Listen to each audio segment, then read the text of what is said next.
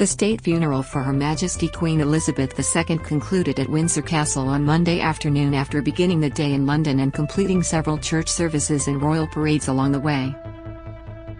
Here's everything you need to know.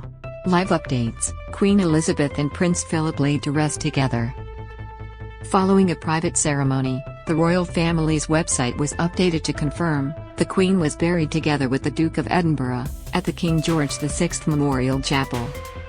Queen Elizabeth's coffin was lowered into the royal vault at Windsor Castle on Monday afternoon. She will soon be buried alongside her late husband. Prince William and Kate Middleton sat alongside Prince Harry and Meghan Markle during the Windsor Castle committal service, along with William and Kate's children. As the group settled into the pews, Prince William gestured to Harry to sit in the same row, marking a show of unity between the brothers. Two of the Queen's beloved corgis, Sandy and Nick, walked inside of Windsor Castle ahead of the committal service for Her Majesty.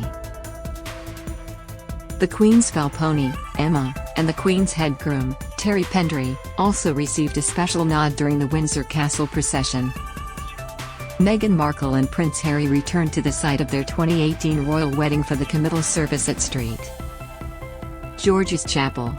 Queen Elizabeth II's coffin arrived at Windsor Castle from London, and processed to St.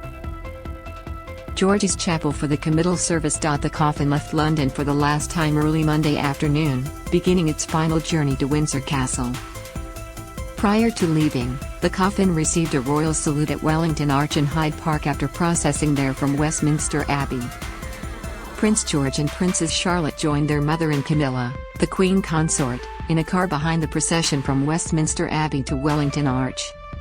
They stepped out of the car for the royal salute ahead of their drive to Windsor Castle.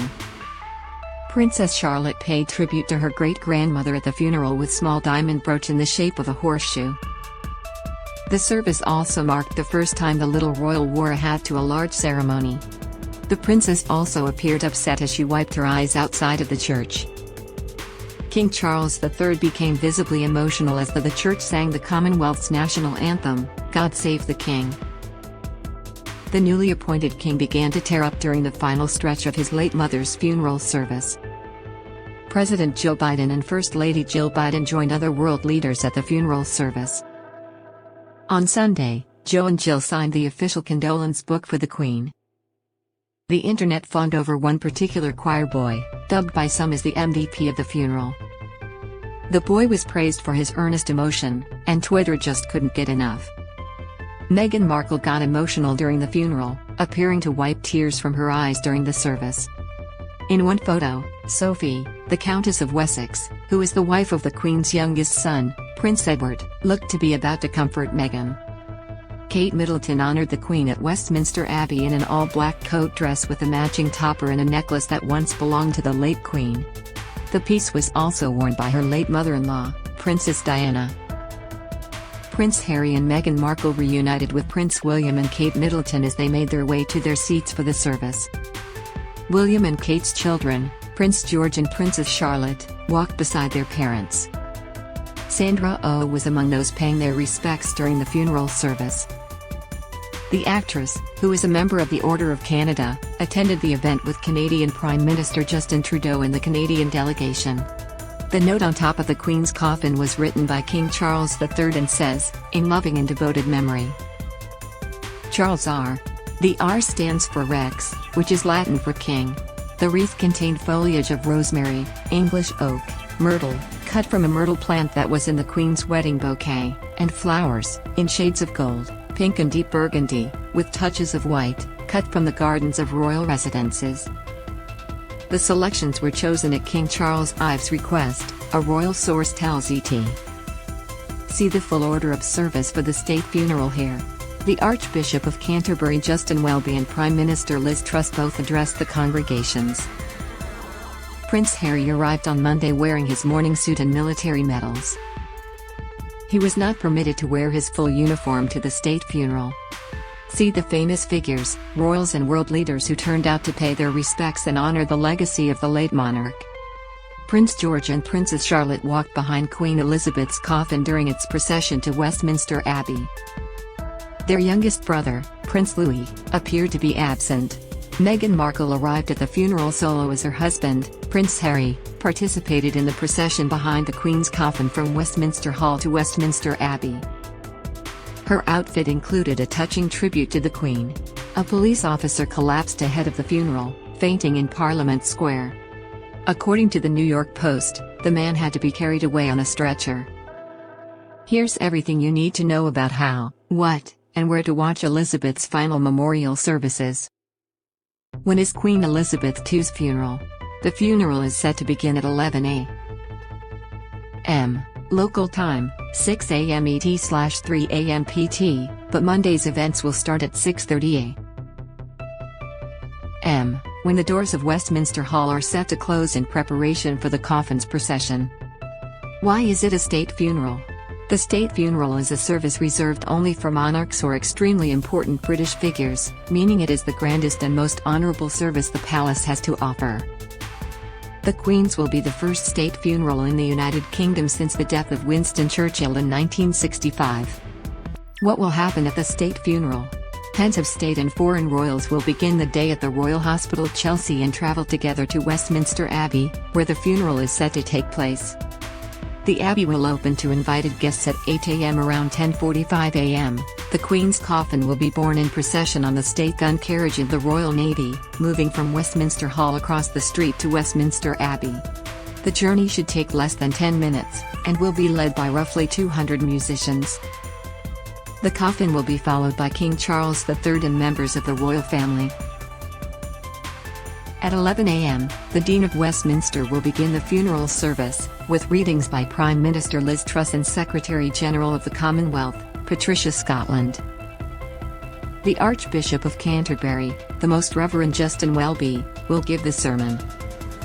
The last post, the traditional bugle call of the British infantry, will ring at 11:55 a.m., followed by a 2-minute silence observed across Britain. The service is set to end around noon. Who will attend the Queen's funeral? Buckingham Palace has not released a list of attendees, but many public leaders have already confirmed their attendance. President Joe Biden said he would attend, as well as leaders from Germany, Italy, Australia, New Zealand, Canada, and Kenya. Royal families across Europe have also confirmed their attendance, including King Philippe and Queen Matilda of Belgium, King Willem-Alexander and Queen Maxima of the Netherlands, and the King's mother, Princess Beatrix.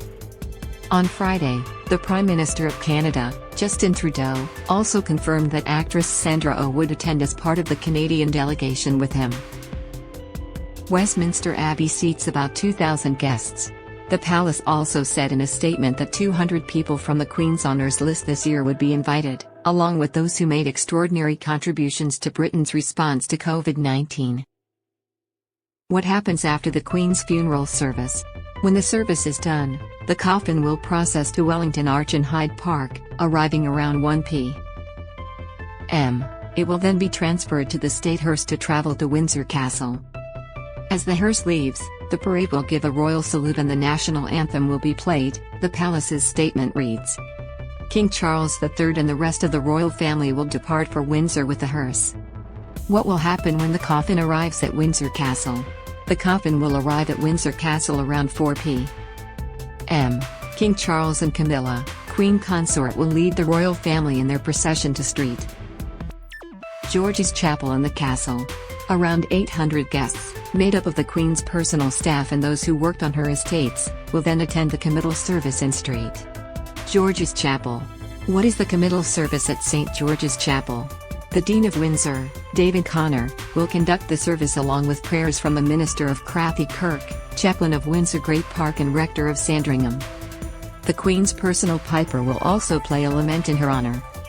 Before the service's conclusion, the crown jeweler will remove the imperial state crown, the orb and the scepter, all resting on top of the coffin, and place them on the altar. The coffin will be lowered into the royal vault, a burial chamber below the chapel, prior to the end of the service. A private burial will take place in the King George VI Memorial Chapel later that evening, conducted by the Dean of Windsor, the palace's release states. Will Queen Elizabeth II be buried next to Prince Philip? Queen Elizabeth II will be buried next to Prince Philip, her husband of 73 years who died in April 2021. She will also be near her sister, Princess Margaret, and her parents, King George VI and the Queen Mother. How can I watch the Queen's funeral and processions?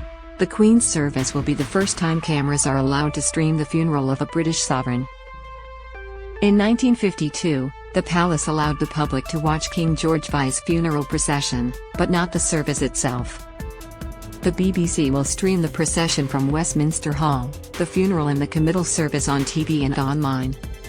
The broadcast will be shared as widely as possible with international affiliates. For more information on Queen Elizabeth II's funeral, check out ET's ongoing